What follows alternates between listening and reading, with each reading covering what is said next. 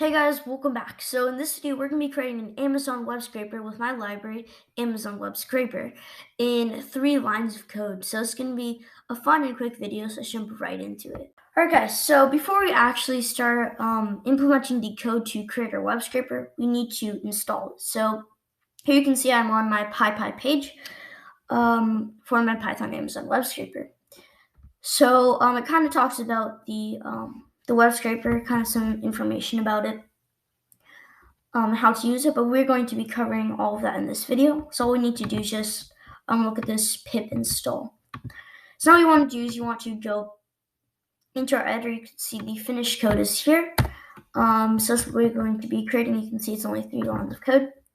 But let's clear that and start from scratch. So we want to open up a new terminal, and we want to say pip install Python Amazon web scraper equals 0.0.5. This may not work if you're installing a version that's lower than 0.0.5, so keep that in mind. Now the first step we need to do is we need to, we need to actually import that. So you want to say import the library. So you want to say from Python Amazon web scraper, import all, just like that.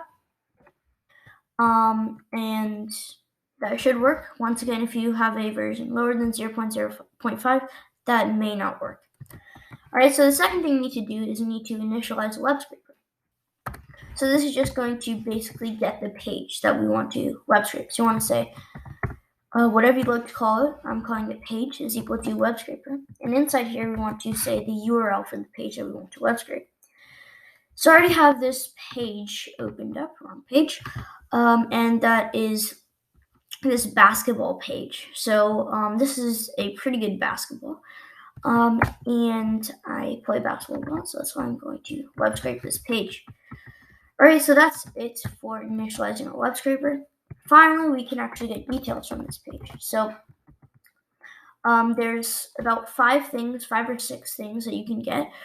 So let's try getting the title. So you want to say page.title. Alright, so that's the first thing. And let's run this and make sure or see what happens.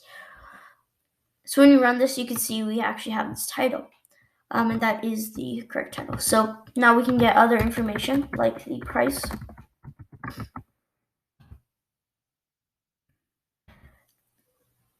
So some of these things may take a long time, just based on what you're trying to get.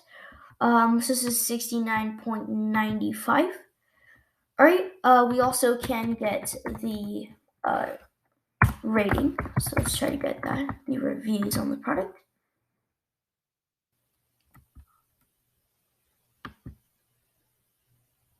So that is 4.8, great. We can get the total reviews.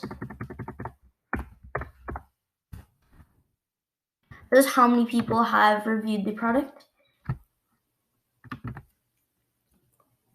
Alright, so 1,081. So if we actually go back to the page, you can see all of this is valid. Alright, so there's one last thing that you can do. It doesn't work on this page because they haven't put it. So they haven't announced on this page. This is the availability. Alright, so you can see it should say NA for this page, because if you can see, wow.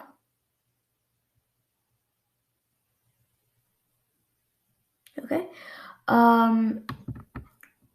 Try to run this again. Okay, so now it says NA. I have no clue what happened before that.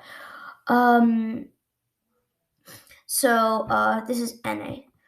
For some products it does work, some it doesn't. Just depends on if they specified it on the page. Anyways, you can see with 3 lines of code you can create a pretty amazing web scraper. I will be making new videos that kind of talk about this. For example, if you'd like to see a video that allows you to send an email to yourself when the product has gone down in price, right? Something like that.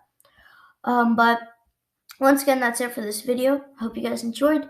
If you guys did, please hit that thumbs up button and subscribe to the channel if you'd like to see more videos like this. But until next time.